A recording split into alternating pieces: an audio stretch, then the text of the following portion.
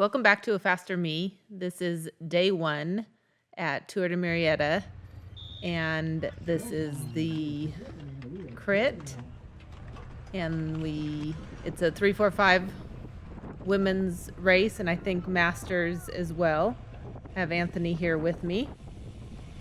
We're a little bit delayed in getting the videos out, so trying to knock them out before the next ones.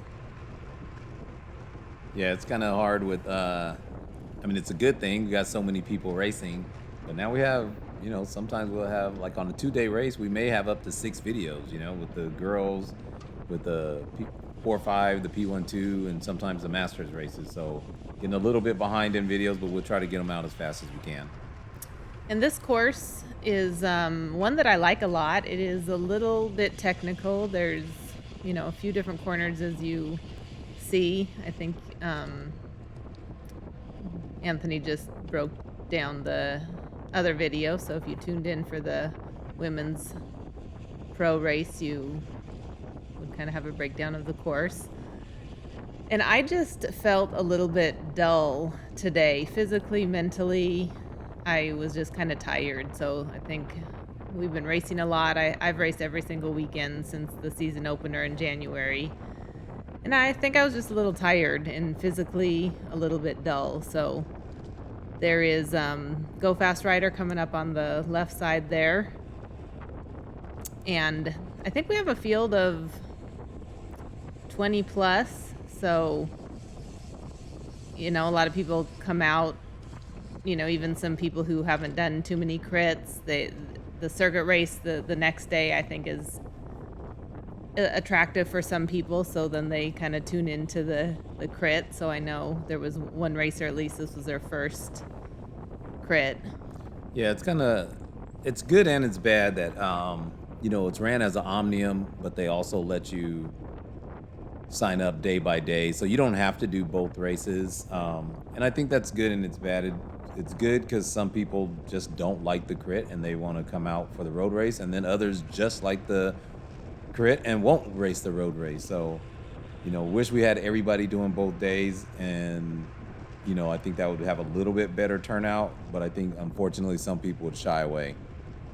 And they do incentivize people doing the omnium, so I think some of the prizes and even the payout for the women, for the higher levels, are just awarded to the omnium. So even if you maybe won it on one of the days, you might not get any money for it because they really, I think, incentivize the omnium. Yeah, so like Ellen was saying, this is a little bit more of a technical course. It's not that technical, it just has more turns, and some of the turns are fairly tight. And then along with that, they go across some, kind of, for lack of a better term, some cobblestones. It's more going from like asphalt to kind of brick than asphalt again. And, that happens down at the bottom where kind of like the 2 fastest turns are at. So one of them people kind of nicknamed Crash Corner, which is be coming up in a second. But honestly, they're not that bad. It's just that people take them at too tight of an angle because it does narrow. And then, of course, it's high speed. And this is one of the corners that I think is pretty easy to take on the outside, which is normally not where I want to be, but then you're lined up to be on the inside of probably the most challenging, the corner going into the cobblestones. And, I'm doing so much work, so I think just because I'm not quite in, the best position, I'm not staying towards the front of the race, but it is hard. I'm doing a lot of hard efforts. I think this is probably the second fastest crit that I've done this year. I think Valley of the Sun and then this one. So this corner, you can see people going in at some different angles and going in a little early. It is very easy to do because you want to, but that does, sometimes push you to the outside. Yeah, and you can tell not everybody's really comfortable cornering, which this course would definitely bring it out in you. Like I said, there's a lot of corners. They kind of get narrow. A lot of people hit their brakes going into it, so it just makes it really punchy of a course. And this straightaway into the finish is just so long, and I was getting gapped here every lap, I think, doing such a hard effort. I could hear Anthony saying, "Move up," and I was thinking I'm trying, and there goes Audrey. She's the only teammate I have in this race, and both of us I think we're just a little bit not on our A game, even though this was a target race. We were a little bit lacking. Yeah, but I think part of it is because you guys are doing really well at CBR. Roger Milliken, you guys did well, and like you said, you've just been racing a lot, and it kind of threw things off for our A races when all those other races were kind of like C races, just training races. Um, but when you are running at the front and you end up getting like the yellow jersey and stuff like that, you end up racing a little harder to protect it. And here, I love being able to corner because there I was doing a hard effort on the straightaway and was able to make up some ground on the corners. But here, in another effort, I found myself behind this rider in the white. I'm not sure her name quite frequently, and she's super strong, but does have kind of a lot of movement when she rides. So sometimes, going in a little early to the corners. Yeah, just yeah, she's super strong. I mean, I think she's really strong. She just can like needs to learn, some of the bike handling portions of it, and then the spatial awareness, and then just get the angles right of turn in and going into corners. You guys already know I preach about it a lot. Critwit calls me the cornering Nazi. And it doesn't mean that like I'm great at it or anything like that. It just baffles me still. Like, we need more instruction in racing, like at the early points of people's, when people get into racing, there needs to be more instruction there, because by the time you're, out here competing, we should already know some of these things. Well, you are pretty good at cornering, and if anyone does want a lesson, stop by our tent at any of the races. Anthony usually has his little whiteboard out, and he's happy to do a little cornering lesson. So some people might think that's fun and appreciate it. Maybe not. But if you are into it, come on by. Yeah, it's more about the concepts. It's not about like how strong you are or anything. It's just basically the concepts and learning turn-in points, learning apexes, all that kind of stuff. And it's a small thing. Seems like nothing, but it definitely make you a lot better, with very little effort. Just getting those concepts down. Yeah, and there's Julia too. Julia's super strong as well. Um, a couple weeks ago she was a little tired putting in a lot of miles, but she also won at Chuck Pontius. So yeah, so she's definitely really strong as well. And we have Major Motion also in the crit, Jules and Summer, and they're both riding well towards the front of the race, which I'm back here, can hardly even see who else is in the race. Shawnee's in here trying to look it up.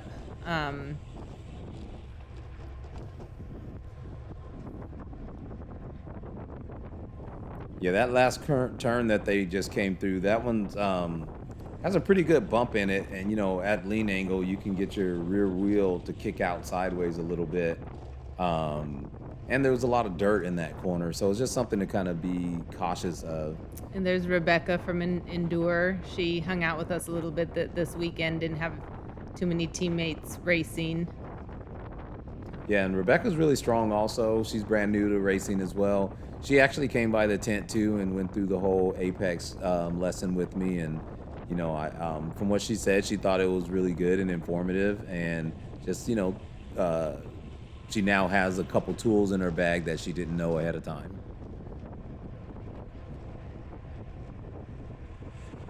Gosh, these efforts, I'm regularly doing some 400-500 watt efforts. Yeah, you can definitely tell though that you're a little fatigued though, because you're just a little sluggish coming out of the corners, no snap, and then you see your max power is less than 600 watts when usually it's a little bit higher, especially if you have a sprint on the day. So yeah, it definitely was time to take a little break, and we take a break after this.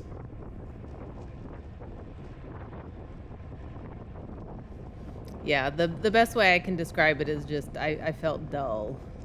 So like I was underwater or something. There was quite a few preems on the day also. I couldn't even hear what most of them were because I was too far back. Yeah, you can see Audrey's way back here as well. And, I think it was pretty spicy though, like with all the preems and then the Omnium points as well. It was pretty spicy. It was a fast race. And I definitely take for granted the ability to kind of catch up in the corners. Like, so here I'm back with the group again. But I was thinking in the race, it just takes, one thing where you're not connected anymore. So I definitely take for granted being able to catch back up. And it's really not a good habit or thing to do. No, it's very, very, very inefficient to do that. Because even if you could catch up, and that obviously speaks to being strong and you can catch back up, but that energy is much better spent using it not to fall off to begin with than to chase and catch back up. And there's Erica QRT in the race, and that's Bailey from Go Fast. And then Lily Kendall is also in the race. I think she originally was signed up for the pro race and then did this race. Yeah, that's the luxury of being a Cat 3. You have choices, Maybe getting points to Cat up. I think I heard a rumor she might be going to Cat 2 pretty soon. So great job to her, moving up quickly. Yeah, I talked to Bailey on Friday when I got through the course. I was going to meet some of the team at the course, and she was there previewing as well. And, she hasn't raced a lot this year, but she told me she's out of Vegas, so just kind of out of town and hasn't been able to get to some of these races. But, the few races that she's done really well. Santa Barbara road race, we were up there at the beginning of the season. I think she raced Tucson and then raced here at Tulsa. I'm sorry, at Tier to Murrieta. I'm thinking of the future, heading to Tulsa. And then there was some masters in the race as well. Charity, haven't seen her at all because she's up at the front where she normally is. And Cassidy, I think they do some sponsorship of this race, so nice to, have her out here. Yeah, I think there was 3 masters in the race, and then I don't know, a handful of Cat 3 racers too, and then the rest were 4 or 5. It was a good day. Weather-wise, was a pretty good day. It was cold in the morning, and you see it's only 63 degrees right now.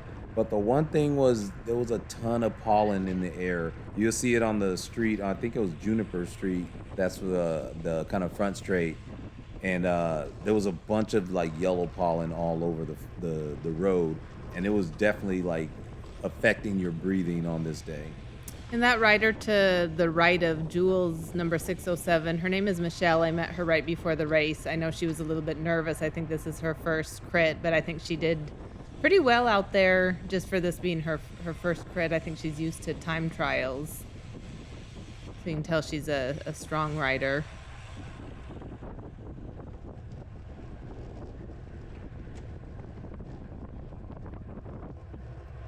Yeah, and this is, they're kind of chilling right now, but this is pretty much the fastest portion of the course here. Fortunately and unfortunately, this was the tailwind section here, which wasn't really needed because it's, a little bit downhill. And then it was a pretty good headwind on the front straight. I think on the beginning of the video, before the race started, the guy was saying it's about 6 to 10 miles per hour on the front straight, and that gets pretty stiff late in the race when you've done it a bunch of times and you're going up a false flat and it's really long like this front straight is, and then you got a headwind on top of it.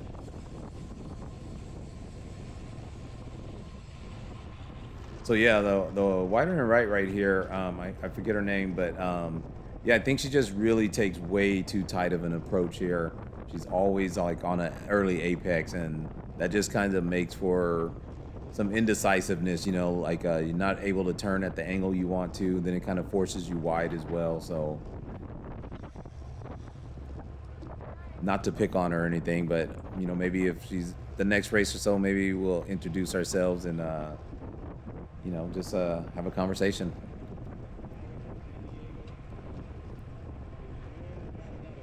Erica's super strong, having a great year also. And just thinking of cornering, Erica's come by too and went over the apex lesson and all that kind of stuff back at the Roger Milliken crit. So I'm not trying to say that I'm, so great or anything like that, but I think there are some things I can help people understand, while they get into racing and before they advance up to the next level. That first turn has a pretty good dip in it, and I just kind of cringed there seeing a handful of riders going in at different angles. So you're just waiting for a collision that seems inevitable.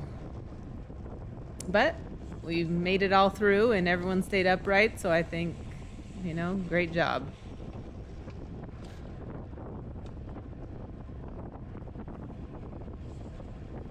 Yeah, you're definitely struggling to get out of these turns today. You're like so sluggish on the acceleration coming out of these turns.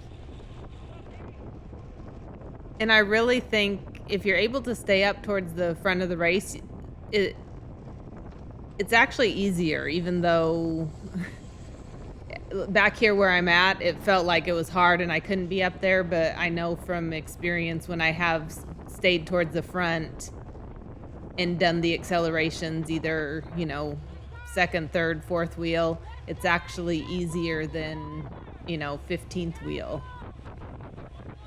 Yeah, well, you do a good job of moving up here. Now the issue is just staying up here. And that was my problem. I just didn't didn't have it in me to just be battling and doing what I needed to do to stay in good position. Yeah, sometimes like you said, when you have that fatigue in you, sometimes the mental fatigue is what really gets you. It's not always physical. A lot of times your body can press through or push through some physical fatigue, but when you're mentally fatigued, yeah, it's really hard to kind of fight that. And it's just so easy to get shuffled back. You saw I lost about 7, 8 positions and I was doing a decent effort. And there, I think Shawnee was calling out Audrey's moving up on the right side. So I know from Chuck Pontius, we had a small field and, got to do a lot of work and see how each of us rode. And forgive us if the words sound a little choppy. We had a little bit of technical difficulties. So. Yeah, for some reason the microphone cut off halfway through. So this is our second time actually doing the voiceover. So the first 17 minutes was our first take, and you can't tell when the voice cuts out. So it cut off after 17 minutes, and these next 17 minutes, we're at the halfway point of the race. Yeah, so forgive us if we repeat ourselves. If we repeat ourselves or whatever. But yeah, we're not going to go back and study everything we said the first time. So. Well, we won't know because that recording was lost.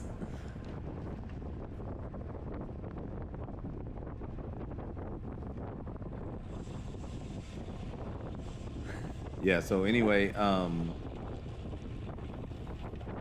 yeah, so that's Julia there in front of Ellen, and it's stretched out pretty good now. I think for the remainder of the race here, it's going to be some pretty good attacks, some preems, it's a good omnium point, stuff like that. So it's going to be pretty hot pace for the next 15 minutes or whatever. And that's 15 minutes is like, it's really about 7 laps to go now.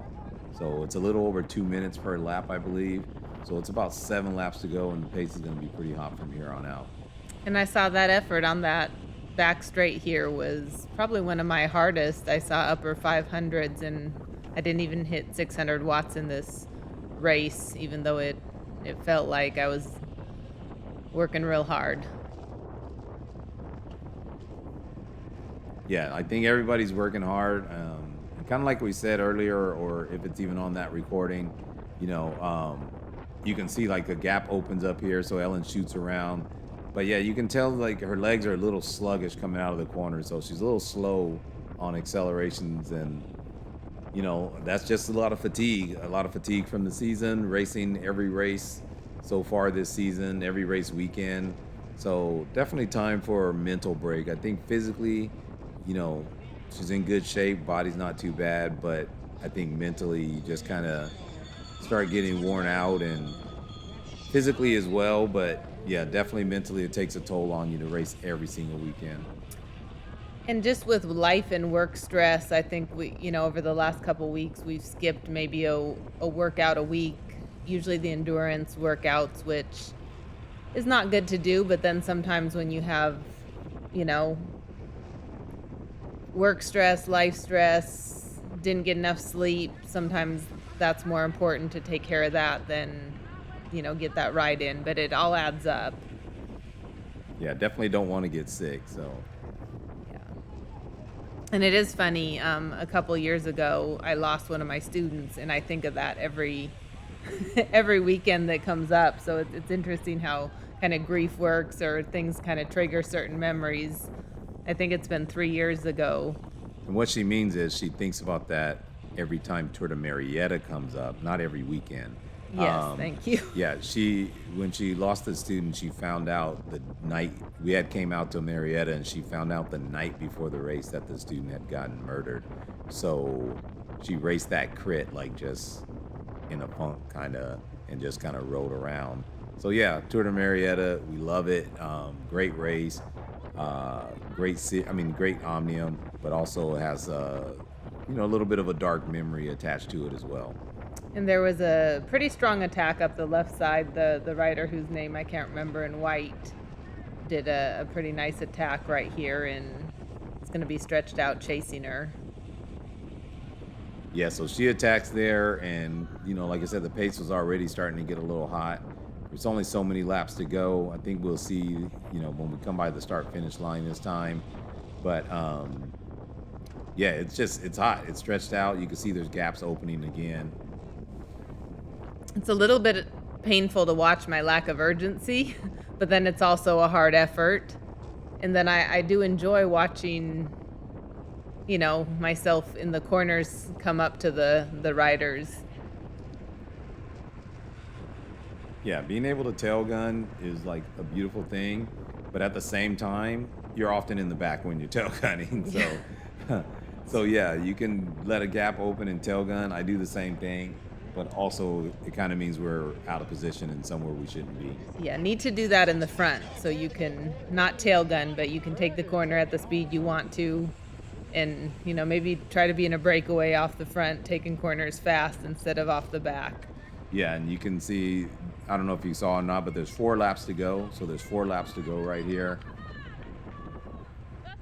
Yeah, and like we talked about before, if you saw that right there, that rider on the inside had to really slow down and hit her brakes because the peloton was like kind of coming across her wheel, and she may think she got cut off, but again, that's kind of the rider that's taking that super tight line. That's their fault. They're putting themselves in a place to get their wheel chopped.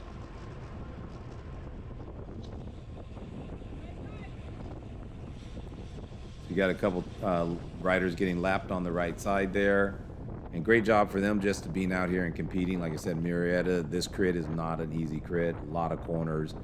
We're so used to the fast 4-corner crit, and you throw this in here, and sometimes it just catches people a little unprepared for it.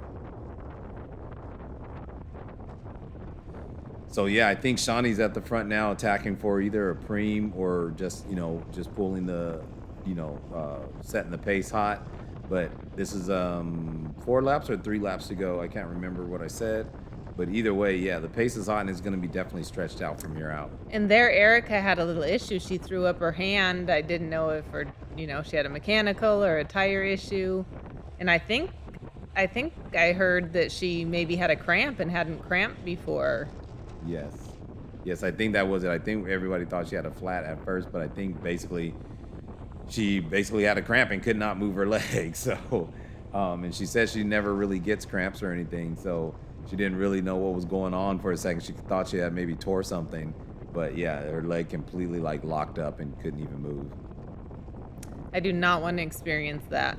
So far, I've been lucky, or I don't know what, but I haven't had any muscle cramping during a race.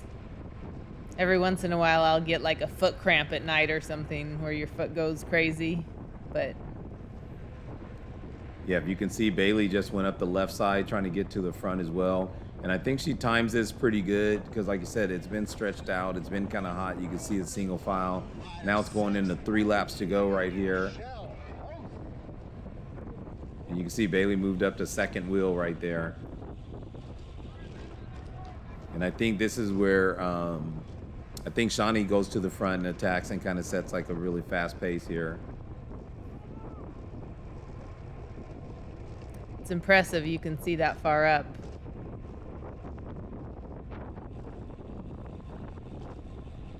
Yeah, and this is just an old habit right here. You're kind of sitting behind a rider that was kind of getting separation from the group in front. Instead of going around, you're kind of sitting behind them, and that's just kind of dangerous, bad habit.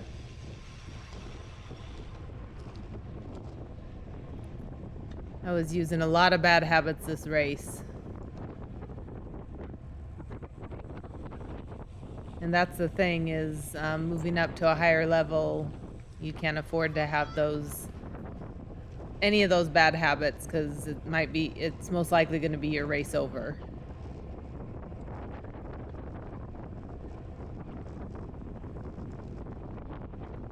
Yeah, so after these couple corners, you're going to be moving into 2 laps to go. And in my memory, I had thought that people weren't kind of chasing with urgency, but it seems that it's stretched out pretty good the whole time. So I'm not sure if the next lap is what I remember I remember thinking like, okay, people are going to let her go. That's fine. Well, she's not off the front yet. Right now, it's, I think, Shawnee on the front, and Bailey's going to counterattack this attack here. So the pace is fast. It's really stretched out, and then Bailey's going to counterattack right here after Shawnee comes off the front.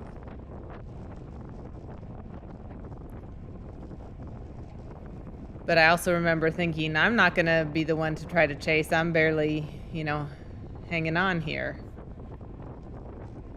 Yeah, so you see here, Shawnee's going backwards now because she was the one, setting the pace up there. And now Bailey counterattacks right here and gets some pretty good separation.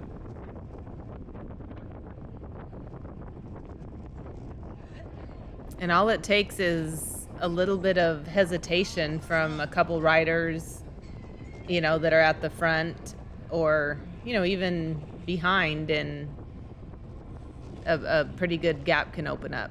Yeah, so if you see it right now, Bailey only has like a 1 or 2 second gap. Like it's a very small gap, but she's starting to pull away and there's no urgency on anyone chasing her right now. So you'll probably see her turn in just a second. There she goes right there turning. And there's the next person in second. So she's probably up to about a 3-4 second lead now. And no one's really chasing her with any urgency. Mm-hmm. But we are stretched out, so it is decently fast. But yes, no one has that urgency to take it to the next level. Yeah, and it's kind of funny too because Bailey doesn't race out here that often. She did Santa Barbara earlier in the year. I think she did the Tucson Classic, and now here at Murrieta, she's super strong. And I think a lot of the girls just kind of aren't familiar with her and maybe didn't even know that she was strong enough to pull away and make it these next 2 laps.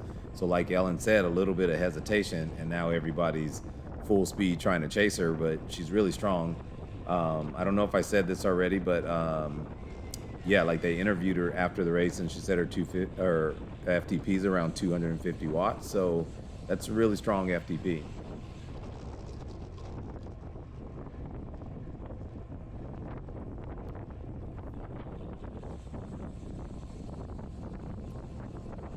You see somebody else pulled off on the side right there, or maybe was getting lapped. But going into the last lap now, it's still stretched out, and I think Bailey has well over a 10-second lead now, and it's getting a little further. I think Kat may have chased her for a second, but then came back to the peloton.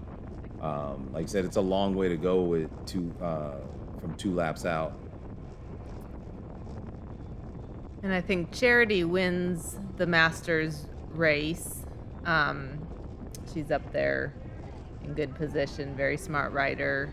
Bailey is gonna hold on with that move. Yeah, and I see the rider in white right here, like she has a lot of nervous energy. Honestly, she moves a lot right and left for no reason. As you can see, she could be in the draft and just kind of chill, but bounces left and right a lot. And I think that just kind of makes people uncomfortable sometimes.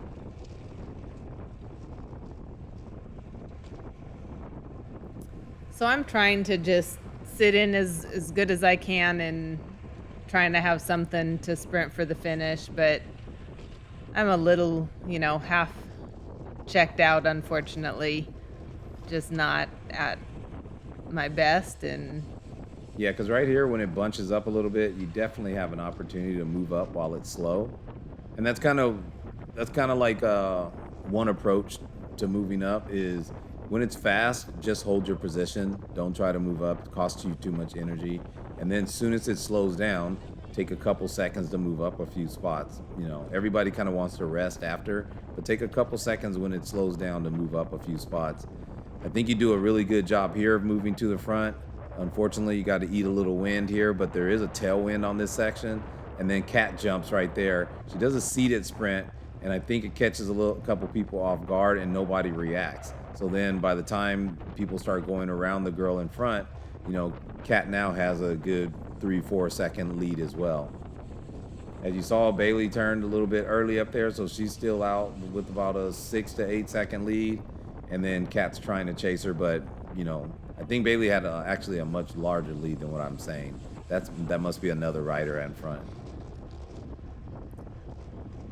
yeah, and usually I have a little something to sprint with and am able to kind of move up at the end, and I just really don't have anything. Audrey's gonna come by me, and I had maybe some ideas of getting on her wheel, but not even a chance. I'm just going backwards, and definitely unlike what I normally do.